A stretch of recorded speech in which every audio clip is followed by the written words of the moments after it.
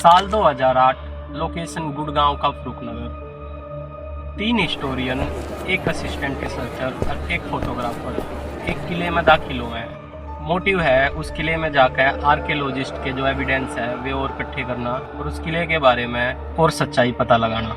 Evidence इकट्ठे करते करते हो जाए रात और वे रात ने उड़े रुकने का फैसला करे हैं। जो किले के बंदे हैं, मतलब जो गार्ड हैं या फिर जो ऑफिशियल वर्क उड़े का संभाला है, वे उन मना करे हैं कि भाई रात ने इसमें नहीं रहना।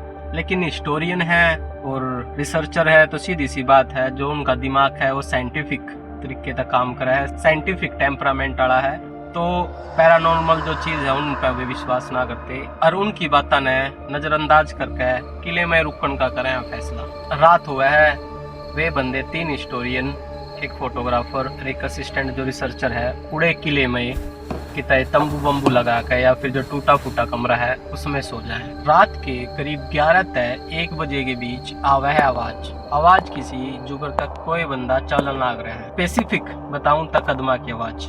और उस आवाज ने सुनकर जो फोटोग्राफर है उसकी नींद जाए खुली। सबसे पहला वो ने सोचा है कि भाई सरकारी फोर्ट है, किला है, तो इसका कोई चौकीदार वगैरह होगा तो वो गश्त पर होगा, तो ज्यादा ध्यान न देता, वो जाए सो। उसके जस्ट तुरंत बाद फिर उसने आवाज आवा है और ईब की बार जो आवाज आई है ना, उसने आवाज आई है अपने कमरे तक जस्ट बाहर जो कॉरिडोर है। ईब वनु सोचा है कि भाई जो भी बंदा है वो बाहर खड़ा है। उसके दिमाग में आवा है कि जो और बंदे सोन लाग रहे हैं उन न उठाऊं या फिर खुद बाहर जाकर देखूं। हिस्टोरियंस गिला रह रहा है, उसने सोची कि क्यों रात ने ये बंदे ठाए, तो खुद दे जाकर देखा जाके बाहर कौन है। वो बाहर लिख रहा है लेकिन बाहर कोई भी कौन नहीं, वो भीतर आवे है। जुकरे भीतर आकर वो अपना फिर सोने की कोशिश करा है, फिर आवाज आवा है। और ईब की बार आवाज इसी है कि कदमा की आवाज के साथ साथ जुकर तक चौकीदार हाथ में कोई लठ रखा करा ना, डंडा वगैरह, और उसने धरती पर मारता चला करा। ईब वो उठा है, फिर उसके दिमाग में ये चीज है कि क्या करे, इन बंदे ने उठावा है कि खुद जाकर देखे।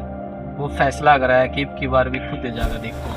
कमरे तबार लिखता है, कमरे तबार है कॉरिडोर मतलब 4-5 कमरे हैं लाइन में, उसके लिए के टूटे फूटे जिसे भी हैं। और उसने दिखा है उस तक करीब 30-40 फुट दूर 4-5 कमरे आगे एक शैडो खड़ी है। शैडो इसी जुगर तक कोई बंदा हाथ में कोई लाठी लेगा खड़ा है और धोती पहन रहा है। उसके समझ में ना आती कि क्या करा जाए। मेरा नहीं क्यों, पर वो हल्के कदम आता है उस शैडो की कहन चालना करे है। और जुकरे वो चालना शुरू करा है, वह शैडो भी चालना शुरू करा है और उस कॉरिडोर में थोड़ी सी आगे जाकर हो जाए गायब। जो फोटोग्राफर है वो उस जगह पर पहुंचा है जिस जगह पे वह शैडो खड़ी थी, लेकिन फिलहाल ये बूढ़ा कोई को नहीं। ये फोटोग्राफर उसी जगह पे है जिस पे कुछ देर पहला वो शैडो या फिर जो बंदा था वो खड़ा था, लेकिन ये बूढ़ा कुछ भी को नहीं। दिमाग थोड़ा सा उसका हिला है और जुकरे वो मुड़कर वापिस चल रहा है अपने कमरे की कहना। फिर आवाज आवे और ईब की बार आवाज आवे है प्राचीर के ऊपर।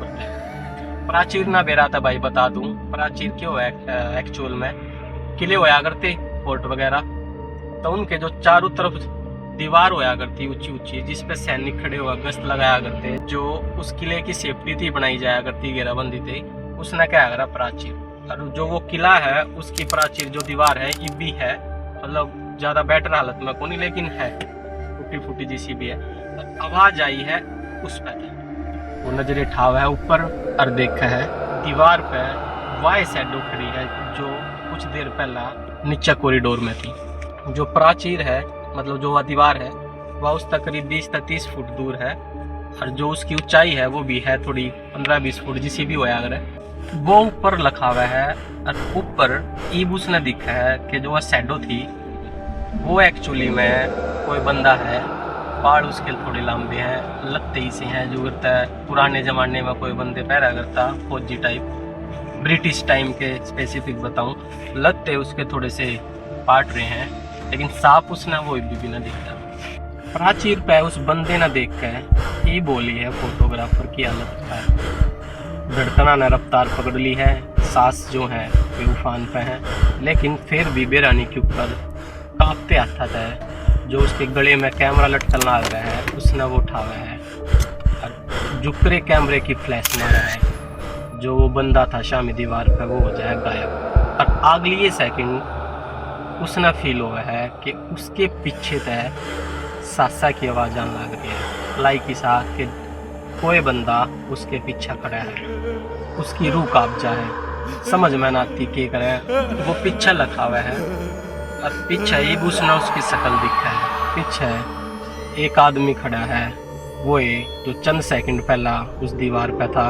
लंबे बाल, मुंह हिस्सा जो करता है किसी सैनिक का मुंह नहीं हुआ, अगर चोट के निशान, कटा फिटा और जो उसकी ड्रेस है पूरी तरीके तक पाट रही है। और ऐसा लग गया जो करता है इंसानी खाल सड़ जाया करे ना, अति उसा मुंह यो देखते हो जाए उसका बुरा हाल। वो बाजा है पूरी ताकत है और वो बंदा उसका हाथ ले है पकड़, वो झटका मारा है और चिल्लाता उड़ बाजा उसे कॉरिडोर में जिसमें तक वो आया था। उसकी आवाज़ सुनकर जो और बंदे थे उसके गिला जा उठन के बाद वो डरता डूबता उनसे सारी स्टोरी बतावा है। लेकिन सीधी सी बात है भाई, हिस्टोरियन है, पढ़े लिखे आदमी है, तो उसकी बात पे यकीन ना करते। लेकिन जो वो फोटोग्राफर है पूरी रात जाग कर बितावा है। अगले दिन भाई जो सारी बात है अगर फोर्ट के ऑफिसर्स तय बताई जाए कि भाई नून हुआ है।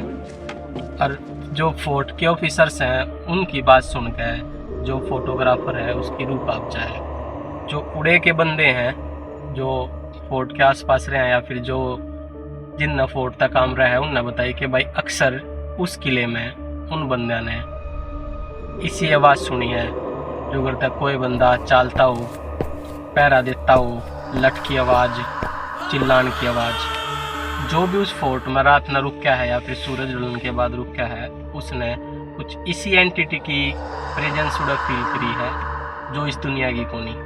लेकिन ये बात आवा है कि भाई जो वह एंटिटी है वो एक्चुअल में है कौन, तो भाई उसने लेकर भी काफ़ी स्टोरीज हैं या फिर क्यों थ्योरीज हैं। और सब बत्ती जो एक रिसर्च करने के बाद जो एक कहानी है या फिर कहूँ एक एक्चुअल इंसिडेंट है जो शामी आया है वो है एक सोल्जर का। वो सोल्जर जो 1857 की क्रांति में मारा गया था। तो भाई कहानी की शुरुआत हुआ है 200 साल पहले था 1857। तुमने बेरा 1857 में क्यों आया था? 1857 में हुई थी क्रांति किन के खिलाफ? अंग्रेजा के खिलाफ। उस किले में जो अपने भारतीय सैनिक थे जिनने विद्रोह कर दिया था अंग्रेजा के खिलाफ, उसमें एक बंदा ऐसा था जिसकी ड्यूटी थी उस किले में गश्त लगाने की। जो किले की दीवार है उस पर वो चढ़कर रात में गश्त लगाया करता। जो किले के कॉरिडोर हैं उसमें लठ लेकर वो घूमया करता। और जब उस किले ने दोबारा तय कैप्चर करनी थी अंग्रेज आए, उस टाइम पे भी वो बंदा उड़े ड्यूटी करवा गया था। अंग्रेज तोप लेकर आए, सैनिक लेकर आए, गोली चाली बया, कई अफसर थे वे मर गए, कई भाज गए, लेकिन जो वो बंदा था वो उड़े टिका रहा। और जो रिकॉर्ड है उसमें यो बताई गई है कि भाई उस बंदे की लास्ट में अंग्रेजा ने दे दी थी फांसी। लेकिन सबसे इंटरेस्टिंग चीज़ जो है वो यो है कि जिस टाइम पे उसकी फांसी दी गई ना, उस टाइम थी वो किला पूरे तरीके से अंग्रेजा के कैप्चर में नहीं आया था। और एक तरीके से वो बंदा था जो वो उड़ा अपनी ड्यूटी करना आ गया था। मतलब उड़ा ड्यूटी करते करते ही जो अंग्रेज थे उनने वो फांसी पर चढ़ा दिया। और उस दिन के बाद तय जो उड़े के लोकल बंदे थे आसपास के, उनने भी यह चीज़ फील करी कि उस किले में आने लगी आवाज़, किसी आवाज़, सेम आवाज़ जो उस फोटोग्राफर ने फील करी। किसी के चालन की आवाज़, गश्त लगाने की आवाज़, जो दीवार है वो किले की उस पर घूमने की आवाज़, लठ की आवाज़।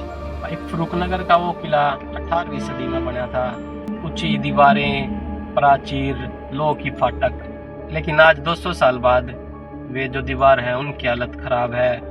जो फाटक है लोहे की, मतलब जो दरवाजे के बाहर होया करे फाटक, उस पर जंग लाग रहा है, उसमें पेड़ उग गया है ना, जानवरों ने अपना घर बना लिया। लेकिन आज भी जो सैनिक है उसकी प्रेजेंस उस किले में फील करी जा सके है। कुछ आत्मा ना बदलाना चाहती, बेबस अनंत काल थी उसे काम न करना चाहे हैं जिनने वो अपनी ज़िंदगी भर करती आई थी।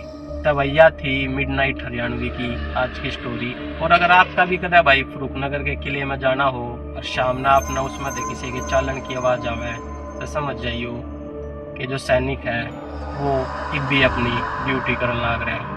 तो तब नया स्टोरी किसी लगी तो कमेंट करके जरूर बताइए भाई।